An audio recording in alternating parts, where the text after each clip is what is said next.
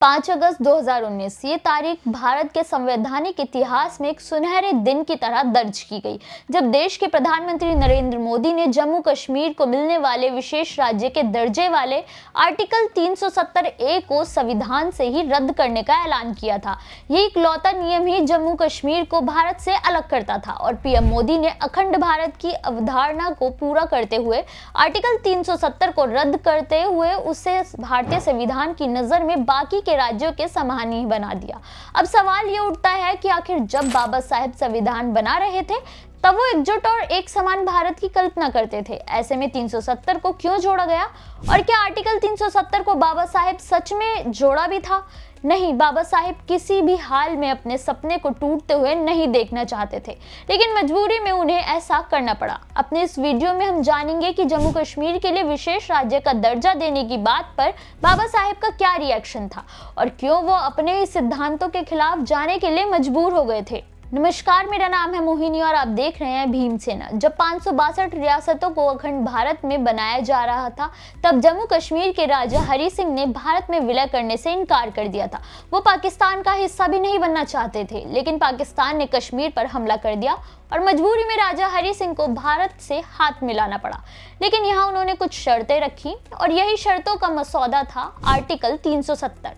लेकिन इस मसौदे को तैयार करने के पीछे की कहानी बेहद पेचीदा है।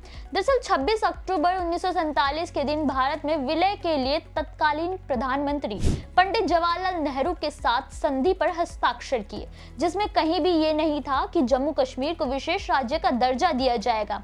उस वक्त कानून मंत्री थे बाबा साहेब भीमराव अंबेडकर, जो भारत का संविधान तैयार कर रहे थे। हालांकि नेहरू इस बात पर राजी हो गए थे कि राज्य की अपनी स्वतंत्रता को बरकरार रखा जाएगा। उस दौरान राजा हरि सिंह ने 5 मार्च 1948 को शेख अब्दुल्ला को जम्मू कश्मीर का अंतरिम प्रधानमंत्री बना दिया था और सारा खेल अब्दुल्ला का ही शुरू किया हुआ था। शेख अब्दुल्ला ने पंडित नेहरू के सामने राज्य के लिए विशेष दर्जा दिए जाने का प्रावधान संविधान में जोड़ने की अपील की। नेहरू बिना झिझक मान गए और उन्होंने बाबा साहेब के पास भेज दिया। जब शेख अब्दुल्ला ने अपनी शर्त के बारे में बाबा साहेब को बताया तो बाबा साहेब ने दो टूक जवाब दिया कि शेख अब्दुल्ला चाहते हैं कि भारत कश्मीर की सीमाओं की रक्षा करे, उन्हें आर्थिक तौर पर मदद करे, उसके विकास में मदद करे, उन्हें भुखमरी से बचाने के लिए अनाज दे, उनकी सड़कें बनवाए, लेकिन ये सब करने के बाद भी भारत का अधिकार कश्मीर पर सीमित होगा।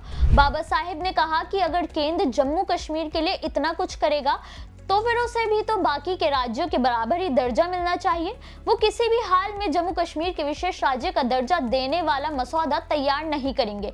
सच तो ये है कि ये मसौदा भारत के साथ सबसे बड़ा विश्वासघात होगा और बाबा साहेब ने ये मसौदा तैयार ही नहीं किया। जब पंडित नेहरू को बाबा साहेब के इनकार का पता चला तो उन्होंने इसका काम महाराजा हरि सिंह के पूर्व दीवान और संविधान सभा के एक और सदस्य गोपाल स्वामी आयंगर को इसका काम दे दिया और उन्होंने मसौदा तैयार भी किया। लेकिन इसी बीच आयंगर और शेख अब्दुल्ला के बीच काफी तीखी बहस हुई, क्योंकि आयंगर किसी भी हाल में जैसा शेख अब्दुल्ला चाहते थे वैसा मसौदा तैयार करने के लिए राजी नहीं थे।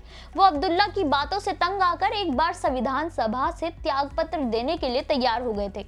हालांकि आयंगर ने मसौदा तैयार तो किया था, लेकिन उन्होंने अपनी मर्जी से इसकी उपधारा 1 के दूसरे बिंदु में बदलाव कर दिया, जिसके अनुसार अनुच्छेद 370 को जम्मू कश्मीर राज्य के संदर्भ में अस्थायी विधान बना दिया गया और ये ऐसे ही पास भी कर दिया गया, जो आज के समय में बीजेपी सरकार के लिए मील का पत्थर साबित हुई और इसके दम पर ही आर्टिकल 370 को रद्द कर दिया गया। यानी कि बाबा साहेब अम्बेडकर ने कभी भी आर्टिकल 370 का समर्थन किया ही नहीं और ना ही उसे तैयार किया था, जो बताता है कि बाबा साहेब अपने उसूलों के कितने पक्के थे। ऐसे ही और इन्फॉर्मेटिव वीडियोस के लिए हमारे चैनल के साथ जुड़े रहिए। वीडियो अच्छा लगा हो तो लाइक और शेयर करना बिल्कुल ना भूलें।